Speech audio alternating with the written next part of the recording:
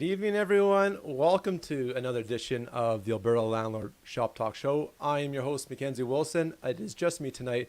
Chris Noble is somewhere on the Queenie 2 coming back from Calgary to Ponoka, so it's just going to be me. Hey, Christine, thanks for tuning in. Appreciate it. Tonight's show is going to be super fun. We got a very talented pair, a duo. They're well known in the investor community here in Alberta. And we're bringing them over to the dark side of landlording. They're coming on to Shop Talk tonight to talk about, we got a few ideas in our sleeves. We've got some inflation kind of ideas. We're going to talk about how to mitigate that. And we're really going to pick, I will really dig in and pick their wealth of knowledge. It is Corey and Tiffany Young. If you've not heard of them before, tune in, check them out. It's going to be a very fun conversation. Other than that, let's kick off the show here and grab a drink, as Chris says. I've got a bubbly, a strawberry one going here. So get comfortable and let's enjoy a good conversation about all things landlording here in Alberta.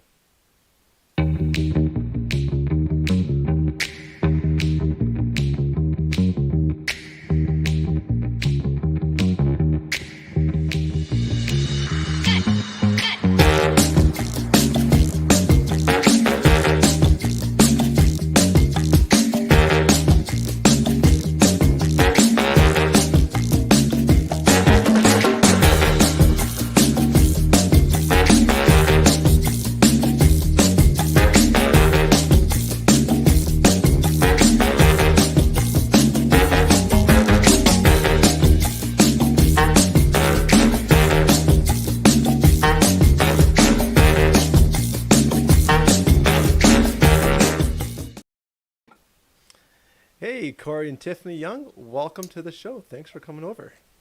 Thank you for having us. We're excited to be here. Yeah, you betcha. Thanks.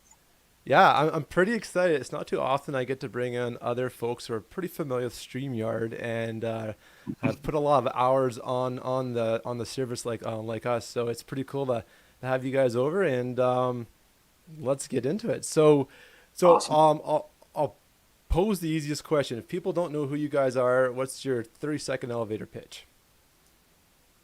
Sure. So we're Corey and Tiffany. We are the co-founders of Investor Life. We have been investors for 18 years. We bought over 100 properties with $27,000 of our own money. So that's kind of our claim to fame. Lots of people are doing it now, but back in the day they weren't. It was harder, I think, then. And yeah, we self-managed for all 18 of those years. So. Yeah, back in 2018, we started, you mentioned it already, our group, our Fearless Real Estate Investors group. And now we coach and mentor investors that are wanting to either get started or scale their business. So that's kind of our focus now. Perfect. Love it. I'll be honest, I have stolen some tips from you guys over the years, and I'll throw one out quickly right off the top of the show here. Is that transition period between leases and buying yourself a few extra days to get things done and having to end a little bit sooner.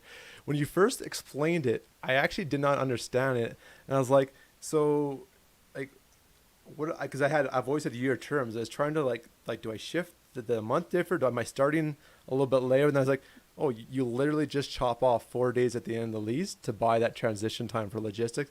And it works quite well. So thank you for that. Doesn't it? Awesome. Oh, you're welcome. Yeah. It's not our idea. We heard it somewhere like years ago and I didn't listen to it. We did the, first to the first like everyone else does. Yeah. But once I was a few years in and realized that like the move-in day is your worst day of your life every single month, I realized, oh, hey, I remember someone saying something about, so yeah, we changed it a long time ago and I'll never go back. Yeah, it's that. I don't know about you guys, but cleaning, like I'll tell people and I'll explain it, and I've got a checklist, but it's just moving in. They want it as clean as possible. The day they're moving out, they're worried about other things. Like, oh, I'm pretty sure I cleaned it to your standard, and it's typically not the same. So having those few days to make things happen is amazing. So I guess the rule of thumb is you give props once, maybe twice, and the third time it's your strategy now. So thanks for sharing it. Yeah, no, all good. Yep. But that's kind of how these communities work too, right? There's so many of us sharing the best practices, and I'm sure most of the tips I've gotten from somebody else as well. So Yeah. Okay. Cool. I'm gonna do one thing, and I haven't. We just have to just hang on. We're good. There we go. Okay, we're all going blurry there. Okay, we're back. Okay. Perfect. I'm gonna share a screen. So hopefully your guys' screen isn't too small. But I do this with every guest, and now it's kind of a surprise thing. I didn't give you guys any heads up. So for the people watching, Corey and Tiffany have no idea what I'm about to do. But I have this new online platform, and I always do a 2-minute tip at the very beginning of the show. So since I've never explained anything to you guys, and you've never seen this platform before, this is called Mighty Networks, which is where our private community is, and kind of where we're heading from Facebook. As much as I do love Facebook, we need to own a conversation. So ask me a question. What's something that strikes out to you? Basically, down the middle of what you see here is like a news feed, the same as a Facebook.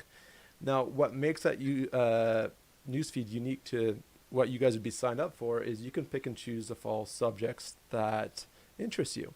So us being the landlords that we are, I have a topic dedicated to COVID-19 when we were going through those public health orders from the provincial government. But we've also got preferred partners and discounts. Perhaps you want to share a question about tenants. I have a question about trades, electricians, how to price out a certain type of job. And you can choose to follow these categories individually, and that's actually what you get notified on your home screen with. Whereas I found we had people who joined our Facebook group and then got so annoyed with all the notifications they're getting, they left my Facebook group. So hopefully this kind of solves some of those problems. Oh, that's awesome. Pretty cool. Yeah, it looks great. Love it. Efficiency. Yeah. And the other kind of cool thing too is we got a calendar event. So of course you guys are the show tonight, and it says that we're live right now. So there we go. Cool. Nice. Sweet. Yeah, right on. Love Look at you. Mr. Tech, that's one thing. You're Mr. Systems, Mr. Organized, Mr. Tech. Like you got that down, and yeah, I got to learn so much. Well, and then that was when I got into this business. I mean, if we can kind of go back from the origin stories, was I had a fear of everything. I had a fear of the professional tenant, the thousands of dollars of damage, and a mortgage not getting paid when I already had, or having 2 mortgages that I have to carry on my own. And so the whole goal was to research, and came across you guys and Rain and a bunch of the other communities and stuff. But that was a little while ago. So yeah. So where can I take this? Like, I guess, what started you guys? What was your interest in starting a Facebook group? Because I know you guys are quite busy with it too. You guys do a similar weekly show as well. But why did you guys decide to do that? I'm just kind of curious. You know what? Honestly, it was because It was all her. Well, we were getting inundated with DMs, and I don't know about you, but they make me crazy. So I was just like, I want to help so many people, and people. Like a few years back, I'd already stopped doing coffees and lunches with people, which I hated to stop, but it was like a part-time job for me. Like I was, 3-4 days a week meeting people for coffees, and it was just too much. So I wanted to be able to help people and answer their questions without it. And then I, kind of learned about Facebook groups. Someone told me to look into them, and I did. And I was like, you know what? This could solve our problems. People can post and we'll answer, and other people will answer too. And let's just do that. So that's how that was the inception of it. But then, of course, we learned the power of them. So back at the start, we were doing a lot of coaching, but it was like one-on-one coaching. So we would take on a client and we would work with them, and we would have calls with them, that sort of a thing, and meet up with them and help them through whatever roadblocks they were finding. But we would just be doing one person at a time, or, a few people at a time. And so the idea behind the Facebook group too was to be able to help, train, educate, mentor, coach, a larger group of people all at the same time. Cool. That is very cool. Yeah, and really scale it, right? So to be able to connect more ones. Oh, okay, that's awesome. So I have a couple questions for you. All right, shoot back. I've been dying to know how to say. Is it? So I think Deidre, and then but it's Geet. How do I say her name? Because she works with you, I think, right? Oh man, you really put me in the spot, and she's one of my awesome volunteers of the group. So. Good question. So there's Chris and me that run the group, and then we've got 4 awesome ladies that are really involved with the group, and we brought in on the inside to help with all the day-to-day stuff and the requests. And so let me try this once. I don't have the right end of it, but I think it goes Gidra is how you go pronounce it. Okay. Because she's posted lots. I've seen her for the last couple of years. but and she's been on our live sometimes, or even if it in boot camp maybe, but I'm like, I don't know how to say your name. So she says, let's see. I love it. You got it. You got it. Yidra. I get to say, Wow, that put me Yidra, on the spot right No there. kidding. Sorry. yeah, I loved it. I was like, oh, a pronunciation question. I didn't think it'd be going that way, but that's cool. Okay, yeah, and I have another question. Okay, go for Oh boy. it. Okay, my question is, who is your audience tonight? So I've been in your group for a little while and just looking around and stuff, and it seems to me it's landlording, obviously, and looking for help in doing that. Lots seem to be really new at it. So is it accidental landlords, or is it people that are just getting into it? So who, I don't know who's watching right now. Maybe you guys can answer them, but MacKenzie, maybe you can answer that for us too. Yeah, that's an awesome question. So we've got kind of two trains of folks or demographics that come into this community. So the obvious first is the folks that want to be here, that have picked investing and landlording as a business, as a profession. They know they need to fill that knowledge gap. That's definitely the first kind of folks that come into the group, and property managers and all that sort. But there's another huge demographic, which is the folks that, out of circumstance, they've perhaps had a job change, maybe a life event, perhaps a divorce, move into a new city, and for whatever reason, the current property they're in, they can't sell, or they might be underwater. So they've chosen to rent it out. And they actually probably don't even want to be here. They don't want to be talking about tenants or toilet repairs at 2 a.m. and all those fun things that come along with it.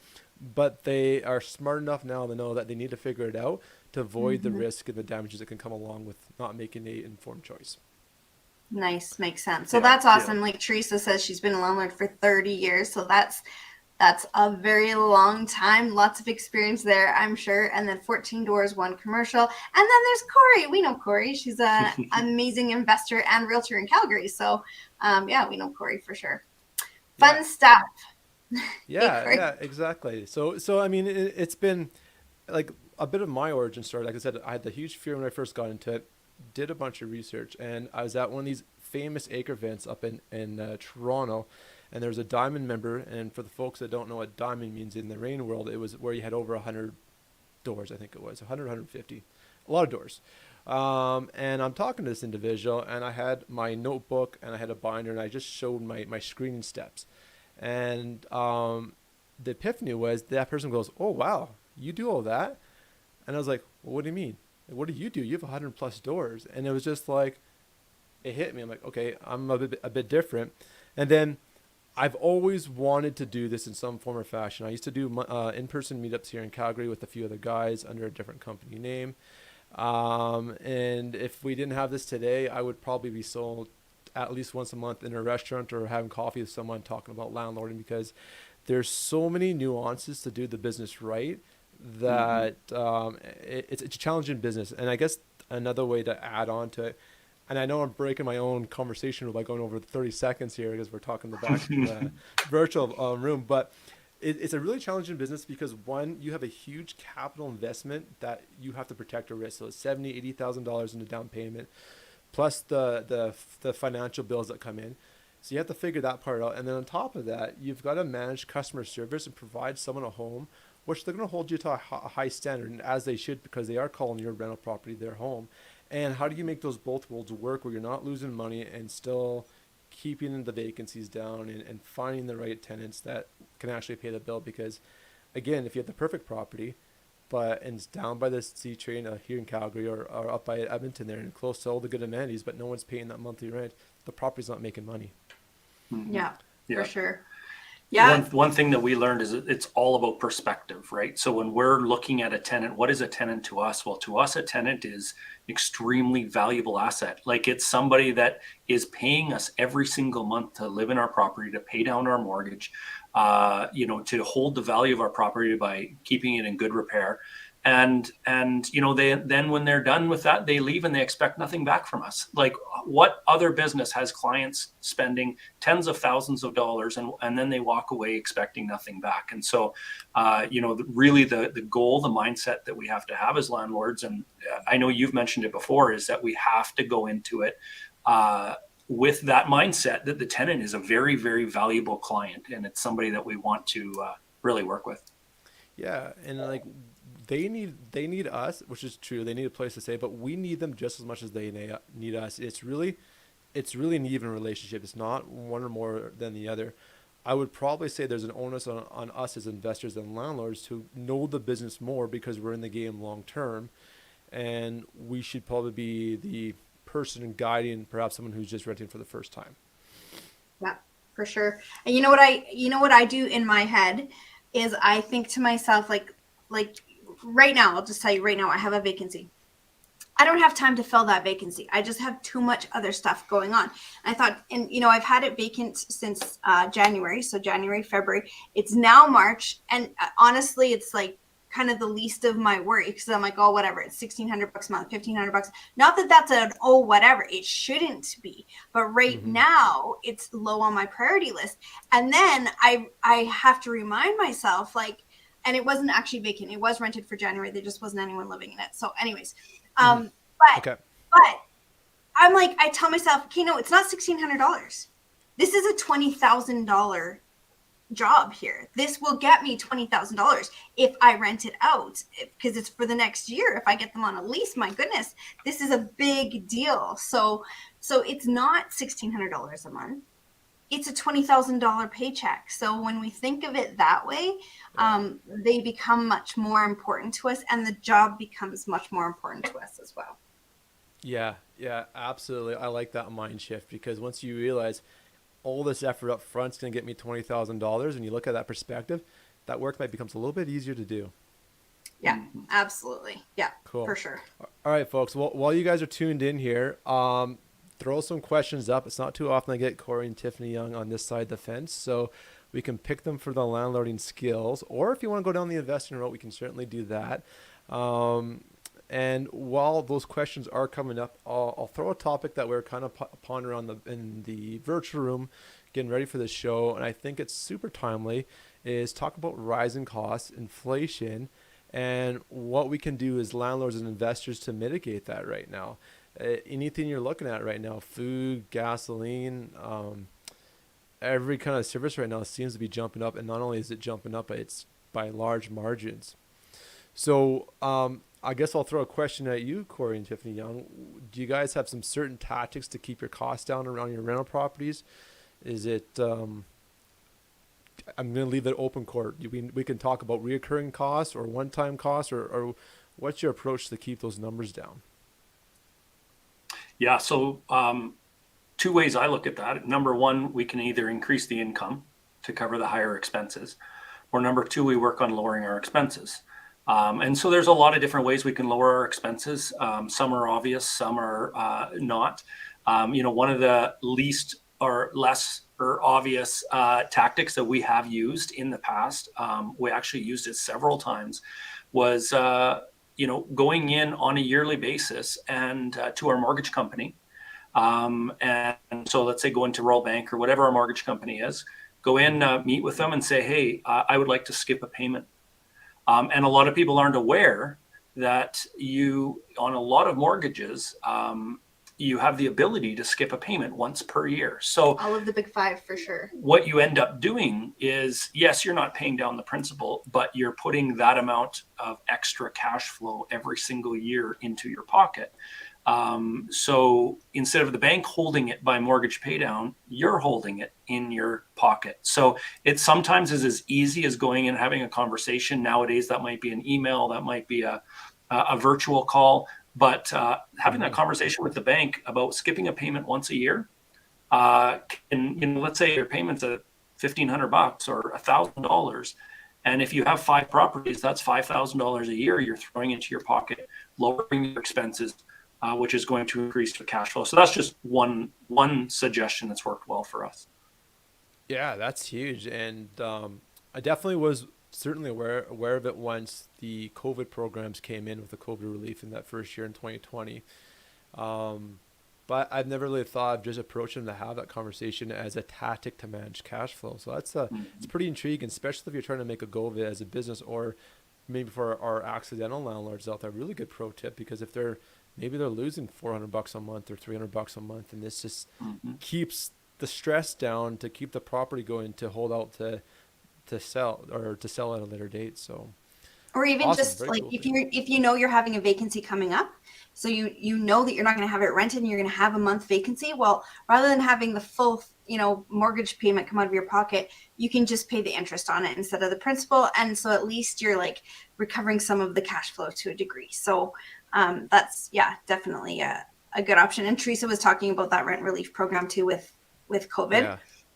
Yeah, so like, did we have to deal with it? Thank goodness, Teresa. No, we didn't. I did learn really early on, very hard. So we bought over 100 properties in a 3-year period, and we have self-managed them the whole time. So at the time that we were in our buying, it was kind of baptism by fire. We were learning how to be landlords, and we had 50 some properties, fairly quickly. So we learned really early, Teresa, that you proactively contact and communicate with your tenants. So, that's what we did, and that's what we advised our, all of our people to do too. And it worked out that we just said, hey, listen, if you have an issue, please let me know. And we sent out links to all the programs and said, like, we're here for you. Like, let's talk.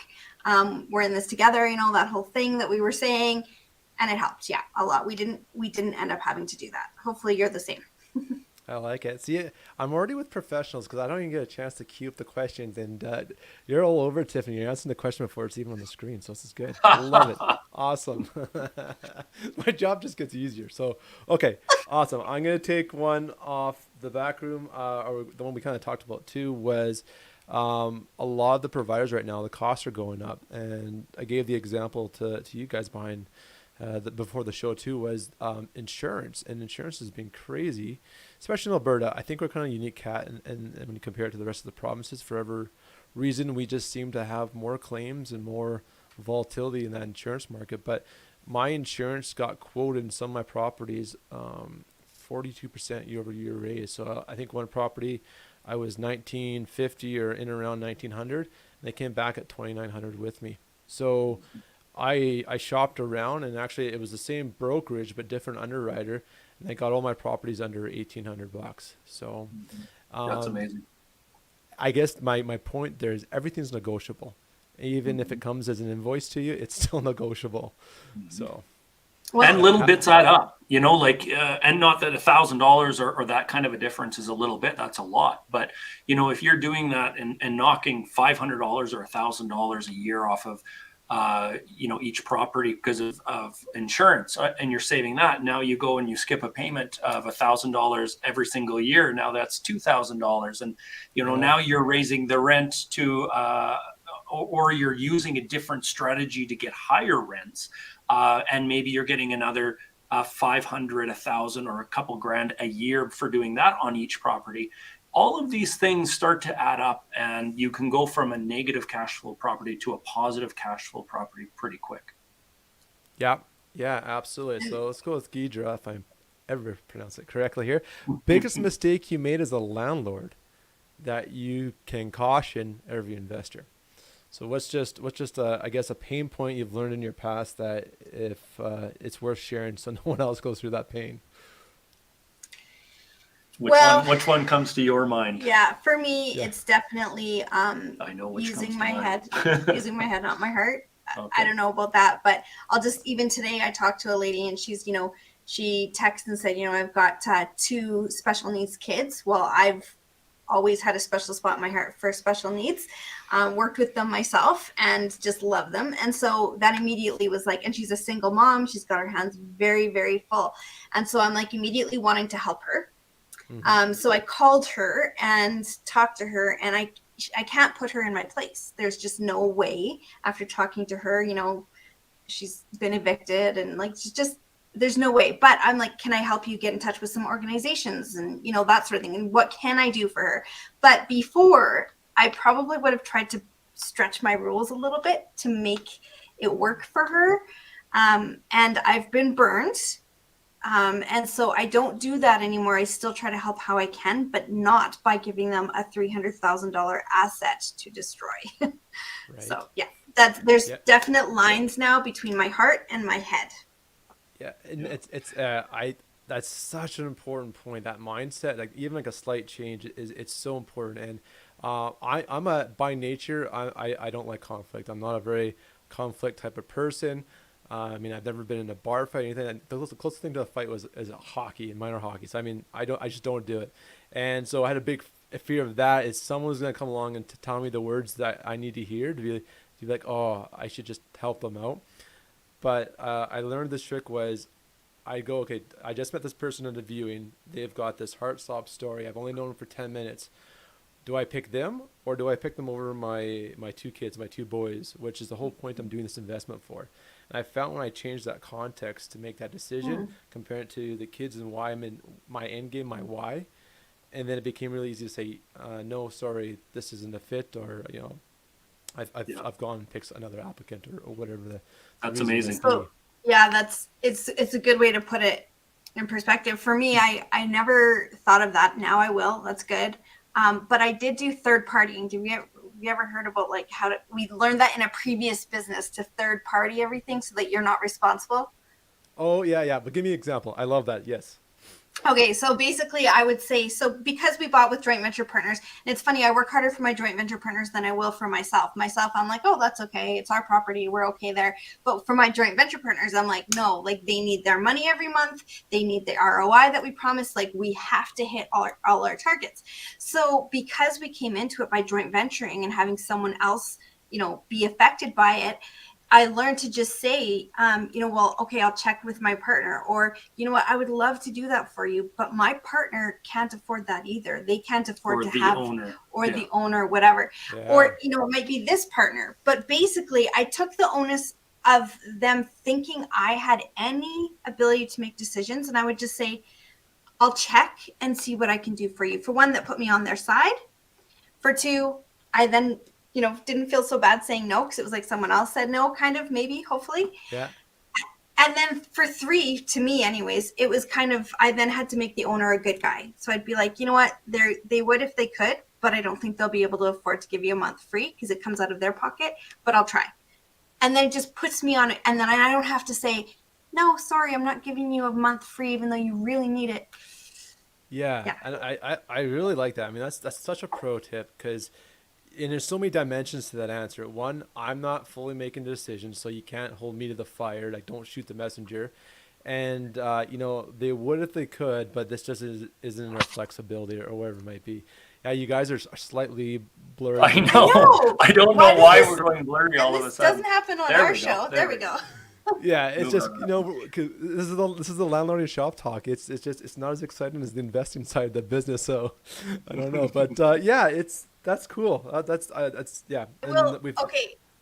I will say something though. It might not be the funnest part of it, but it is the most important part of it because in our 18 years of watching investors that have these hopes and dreams, and we can help them get into the market, we can help them buy, we can help them analyze, we can help them figure all of those things out. If we can't help them or they can't figure out how to properly landlord, they will be out of the game before they actually achieve the initial goals that they came into it with.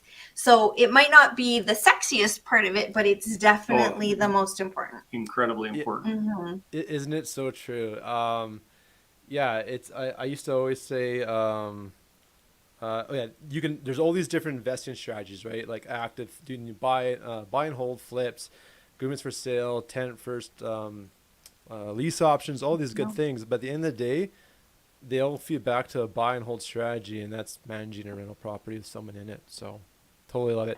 And Teresa, go ahead. No, go ahead. Sorry. I I was going to bring up another big caution that came to my head, but you go ahead. Sure, I'll get this out and we'll go back to you on that one. So Teresa says, brilliant. Business must be business. You did help as best you could and reference them to a charity. Landlords are not a charity and should not be taken on that liability. Good move. Yeah, you know what? Like just to kind of add on to what you're saying there is you provided an option. Like you didn't just say no. You said there's this whatever mustard seed or whatever the right fit was, and I say as private landlords, we're not in a position to be providing like specialized services. If there's folks that have needs or requirements, it shouldn't actually fall on the onus of a private landlord. There's government programs and better support out there than you would ever provide, and yeah, it doesn't make sense going down that road. But When I used to say to people all the time, like, I'm sorry, I can't afford that. If I were to let you do this, I literally have to go like clean toilets to make that happen. And that was true. And so that became easy to say at that time. But then over the years, as things have changed, where I'm like, well, you know what? I could give you a break. But what you don't realize is by giving them that break, they now expect a break. And it's like a yes, teenager. They then expect every time you're going to come rescue them. And so there's a precedent you're setting that as a parent, I get that precedent, but as a landlord, I didn't get that precedent at first. That was. yes. So Corey, you had a word of caution that came to mind there. Yeah, so just another mistake that we made back in the day. There was a point where we had enough properties that we didn't want to manage them ourselves anymore. So we handed them off to a property management company, and we handed them. It was 50 plus properties at that time, and quite a few at one particular time. So they took them over, and we left them in their hands, and that was the mistake that we did. Assuming that they would just take care of everything. They're the professionals. And we didn't really follow up. We didn't watch where the money was going. We didn't manage our manager properly. And so, for those that are listening and maybe those who are accidental landlords or not, and when you go to hand off your properties to a property manager, that might be the smart thing to do. However, you still have the responsibility of managing them. And, that doesn't mean micromanaging and getting in there on a daily basis or anything like that. But keep a close eye on your vacancies. Keep a close eye on how they're advertising them. Keep a close eye on where the money is going. Because, we lost $80K, at least $80,000 in that 1 year before we realized that we needed to be a little bit more involved. So this, and do you want me to tell you like some examples? Sure. Maybe. This is a landlord shop talk show. Yeah, I guess. Okay, so this is what we did was we just let we're like, why is that place vacant? I've managed it for 6-7 years. Like, I know that should never be vacant. It always rents right away. There's no excuse for this. But they'd be like, oh well, this happened or that happened, and this is what the tenants are saying. And I was like, okay, and I just thought, well, they're the professionals. They know what they're doing. So okay.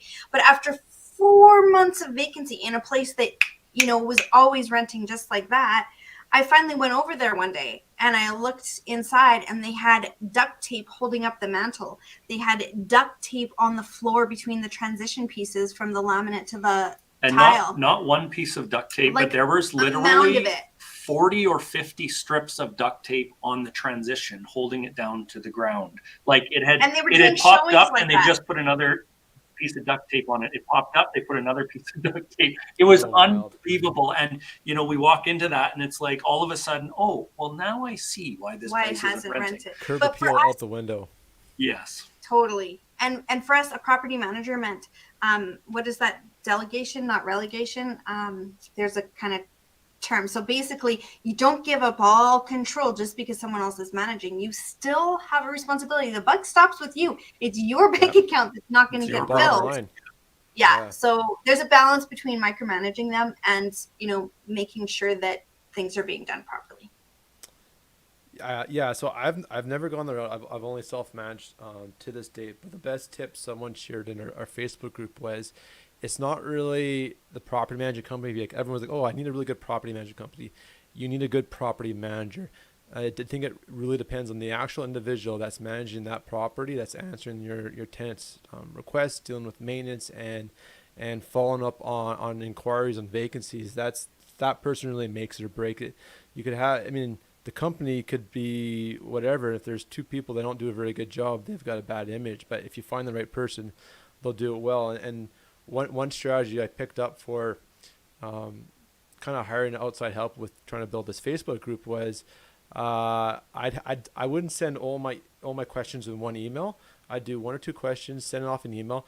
I'd weigh how long it took for them to respond and how long they managed their emails, because they could communicate to me in a timely manner. It proved to me they had systems behind the scene to deal with 50, 80 doors underneath their control and however many tenants that would equal. Yeah, those little Absolutely. tests, right? Same with tenants. When we're screening tenants, it's those little tiny things that all add up to whether, like, filter. So Yeah, totally. Totally. Okay, cool. Let's see. Did we get any new questions in? You guys are a little bit quiet tonight. That's okay. I guess because Chris is not here. Maybe that's why. So But let me ask the audience, like, what is the biggest issue you guys have? Like, what is it, the hardest part, or the part you hate the most about landlord, or are you finding it's okay, like, and you like it? Like, what what's the vibe out there for you guys? yeah, give us some feedback for sure. Mhm. You know what? A piece of news I heard today on the phone. Actually, I went to my one rental property today to do some maintenance and do an inspection, and the city of Calgary is now approving the ability to have hens or chickens within the city limits. You have to get certified, and to get the approval to have X number of chickens on your property, you have to have the proper, I guess, pen or wherever that's going to be.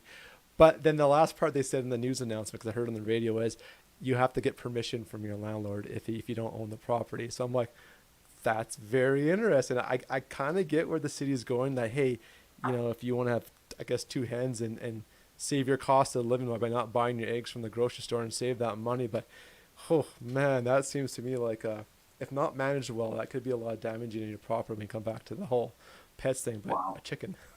Yeah. That's crazy. My friend has chickens. We call her the crazy chicken lady. And the part that, they're supposed to be outside, but if they get sick, or when she gets new chicks or new babies or whatever, they're inside for a few weeks. So, Oh, I didn't even think of that part. Yeah, I guess if it's in the winter and can they have chickens any time of the year, I guess? So you could have them in the winter, like new babies? I think so. Yeah. yeah, you gotta keep them on the heat lamp, so they gotta be inside. That's a lot of work. Oh, I'm You losing can you get some guys good tent here. rent out of that. Oh, yeah. Yeah, right. So anyways, just something that might be coming down the line, at least here in Calgary. So I don't think you guys have that problem up in Edmonton, but yeah. So, okay, so we got some parts, answers to your questions. Awesome. Let's go with Christine first here. Finding good tenants. January through March is new to me. I have been in BC for years now. Alberta's season is different. Okay, interesting. Again, I would never have thought this, but I love having people's perspectives outside of our province on the show, because I assume the seasons are the seasons, but maybe that's not the case. So I'm sure you guys are probably similar up in Edmonton. You guys find it picks up busiest in spring and cools all down in the fall, and then Yeah, avoid so Christmas like the Black Plague. yeah, we do this is we actually have in spring, so usually it's May or June. Okay. Did I lose it? We're back. Oh, are you guys back? There you go. Yeah, you I'm guys back. were coming in. No. Can you answer Sorry. that one again? We missed it. Yeah, you bet. So with our leases, what we do is we have them all end in May and June. And that's, for one, the easiest months to rent. For two, we can kind of position all of our stuff, like, oh, this one's taken, but you know what? I have another one, and so you can start having like some kind of seamless processes. But we always have them not end in the winter time, and that's from the end of end of October, until, generally speaking, March 1st. So if you do have a property then that, let's say you need to, it is January or it is December or November and you're trying to rent it out, well, we will just make that lease go until the end of May or the beginning of June, something like that. And then, so it might be a 4-month, it might be a 5-month lease, and then another year lease will start after that. So, so then once you do that with all of your properties at least once, then they're on that rotation. So, if you do have more than one property, you're filling them all the same time of year. You can put out ads at the same time. You're doing all of that at the same time instead of, you're going to run across the odd time a tenant leaves or we have a lease break needs out, lease break, that sort of thing. That's again, life. Yeah. We'll just do it back to May or June. Yeah, but then again, they're responsible for that, not you, right? Because he's still responsible for that rent, even though it's been vacant. That's his problem. I will help him with, but that's his problem, not my problem. Yeah, no, I like that. One thing you kind of I want to highlight, I think it's a really kind of cool part about that strategy. One, you got to commit to the time frames. I mean, you got to know, hey, June I'm busy, I'm not going on vacation or going out camping on the weekends. I'm around doing my viewings and answering the phone calls. But you get into a really good cadence because you have so much action at once. You remember the questions better, you're a little bit more better on the flow of conversation. I know I was kind of the opposite. I wanted to spread my workload out, so I did one in June, July, and one in August. And I know, especially when even today actually, because I only have 4 or 5 doors. I forget my questions, and then I go, oh, I should have asked that. So I have a cheat sheet of all my cards or my questions on a plastic business card in my wallet, just because That's a you good forget idea. to ask That's something cool. when you're in the middle of the conversation. Like, oh, I should have asked the person about that. Yeah, cool. Yeah, for sure. It's a good You know, tip. I love it. For us, it worked because we had kids in school, or we had a kid in school. So it was fine to be around in those months. We were going to be in those months. But come summer, we didn't want to be around. And in winter, there was too much of a long-term vacancy, as was mentioned. So yeah, it has to work within your lifestyle if you're going to do it long-term, for sure. But one other point that I want to mention is we also had property assistance. So where I do the important stuff in that makes a big difference to me, like the screening, the accepting, the talking to them. I want to talk to them myself. But Yeah. I don't have to do the showing. Someone else can open a door and let them in. I don't have to do that kind of running because I have a property assistant that is helping me to do some of those things. So that also helps with lifestyle. Yeah, I like that. I mean, I do use on the screening and due diligence side. That's kind of my favorite part of the business. I do use that viewing as an additional layer of screening, like a second interview, and I like to actually ask the same questions over again because are their answers consistent from the first time, or am I getting like a kind of a different take, a different story? And if I dig into it further, maybe they're fluffing the facts and they don't remember what they told me the first time, and I get another take on that. So I find that's always going to be useful to ask those questions more than once, the same set of questions. But let's kind of swing on that. So this is a good segue from Teresa. She says, right now the biggest issue is professional tenants avoiding eviction because the courts are unfamiliar and not applying the law. Oh, okay, that's interesting. So it sounds like she's dealing with professional tenants that are probably using loopholes in the law here. Teresa, just right where you're from, so we can kind of, I'm assuming it's Alberta, but maybe not. Is she the one that said BC and Alberta, maybe? No. That's No? Christine. Okay. Yeah. Okay. Yeah, because generally speaking in Alberta, we've had really good success with the RTDRS, making sure that everything has been followed. We had that 2 or 3 month moratorium on evictions, but other than that, California. California. Okay, cool. gotcha. Hey, Yeah. welcome to the show. Hey, down welcome, south where it's a little Teresa. bit warmer. Yeah.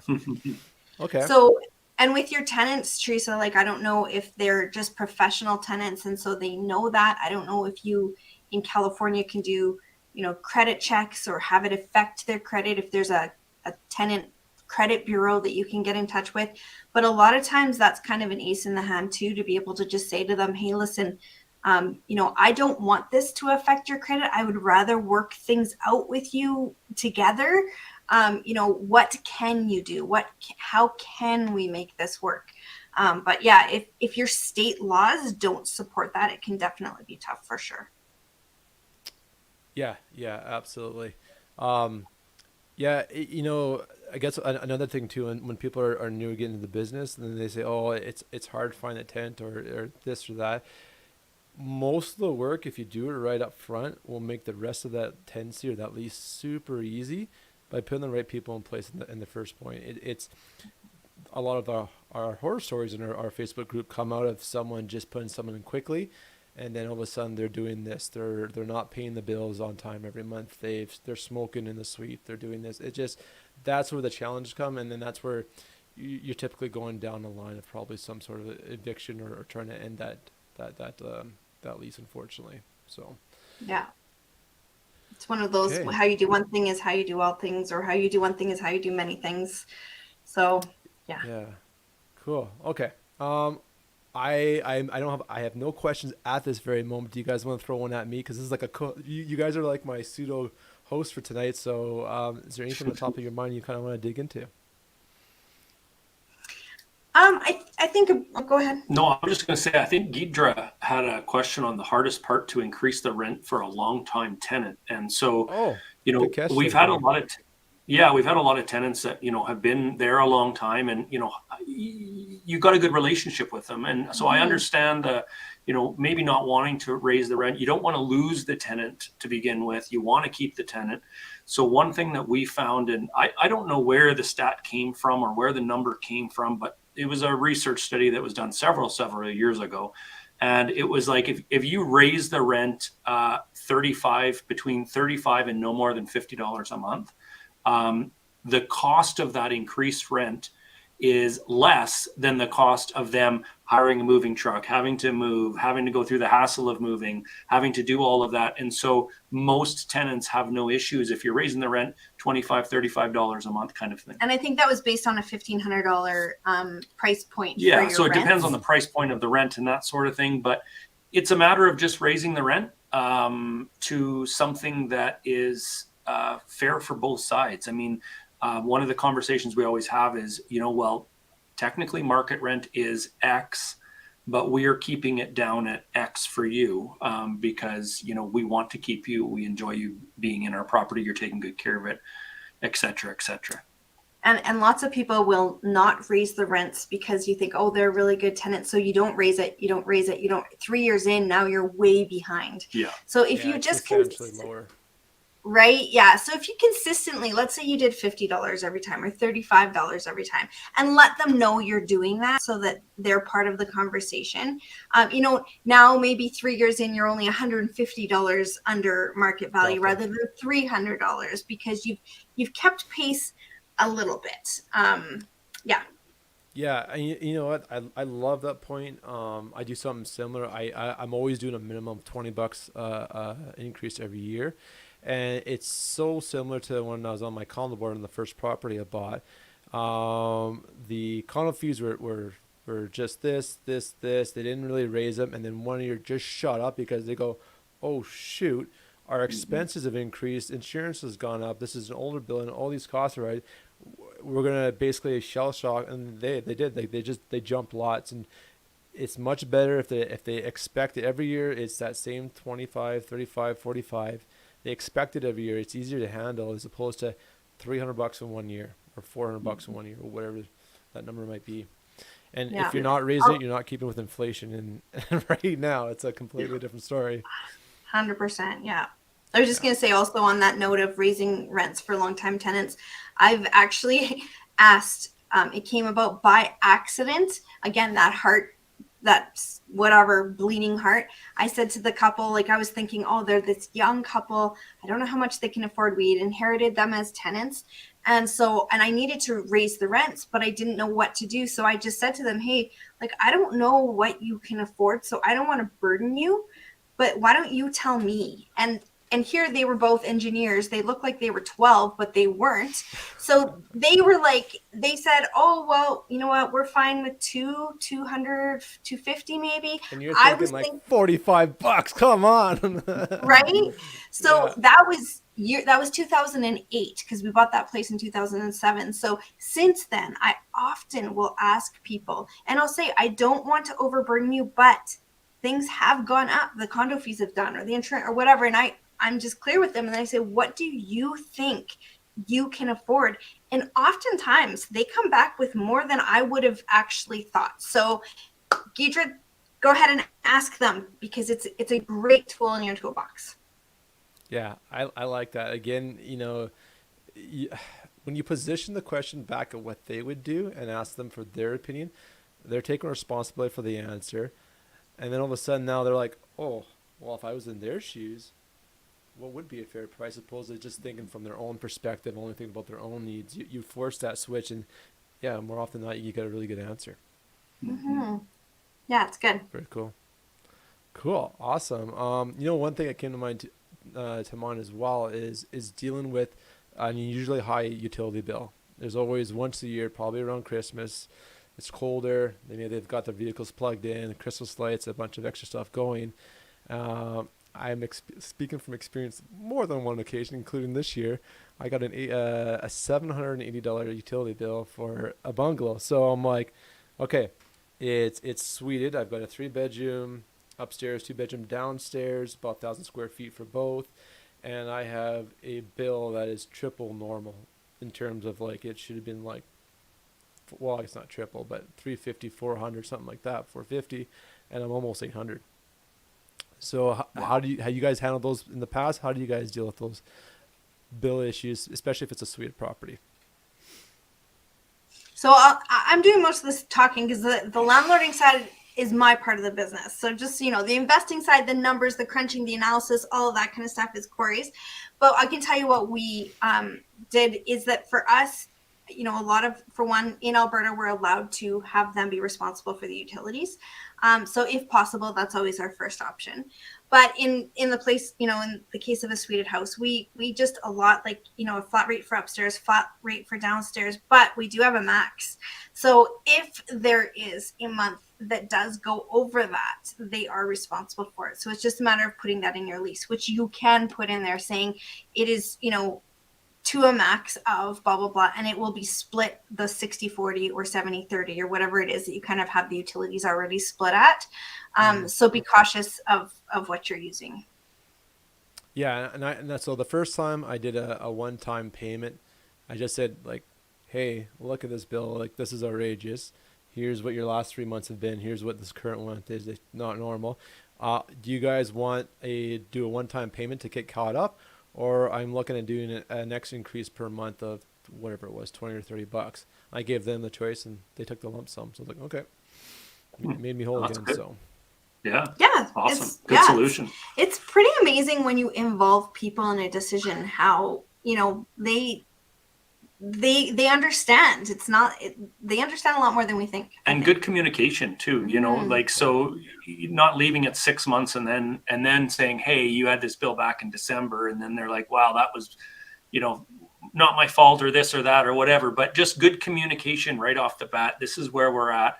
A good relationship, like we talked about earlier. These are the best clients we could possibly ever have, are our tenants. So that clear line of communication that is there, that can save tens of thousands of dollars over the course of an investment. Yeah, absolutely. Cool. I love it. Well, you know what? Let's segue. We're near the end of the hour. So if folks want to get a hold of you, understand where you guys are at, what's the best way to find Corey and Tiffany Young? Facebook, which is funny because we were never on it until about 5 years ago. But so Facebook, we actually have a Fearless, a Facebook group as well. So Fearless Investors, best way to catch us. We have a boot camp that's coming up that teaches you how to analyze properties, markets, how to raise capital, how to kind of create your business around your investing, because lots of us do it as a side hustle at first. And so it's more like a hobby. But we really need to be successful long term. So we have a boot camp coming up on March 18th, 19th, and 21st. So you can mostly get to know us there because we'll be with you for 3 days. So perfect. Awesome. Any last words? I'll give you guys each a take on the soapbox here that you want to add in, or any final thoughts you want to fill in with the show. Tiffany, you go first. I guess in Alberta especially, we have so many resources. We've got our landlording communities like this one where we can ask our questions, use it.